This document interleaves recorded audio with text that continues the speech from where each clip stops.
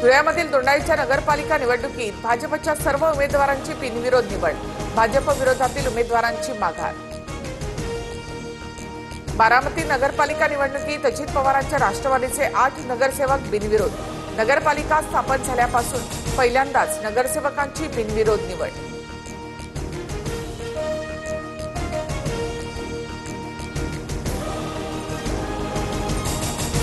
साताऱ्याच्या मसवडमधील श्री सिद्धनाथ आणि देवी जोगेश्वरी यात्रेचा रथोत्सव सोहळा, रथोत्सवासाठी मोठ्या संख्येने भाविकांची उपस्थिती। पुण्यामध्ये पोलिसांनी आंदेकर टोळीची धिंड काढली। नानापेठ आणि गणेशपेठ परिसरातून गुंड कृष्णा, अभिषेक आणि शिवराज आंदेकर यांची धिंड। माजी नगरसेवक वनराज आंदेकर यांच्या हत्येनंतर आंदेकर टोळीने जवळपास 3 खून केले। बिहारमध्ये नितीश कुमार सरकारचे खातेवाटप जाहीर, नितीश कुमारांकडील गृह खातं प्रथमच भाजपकडे। उपमुख्यमंत्री सम्राट चौधरी गृह खात्याची धुरा सांभाळणार।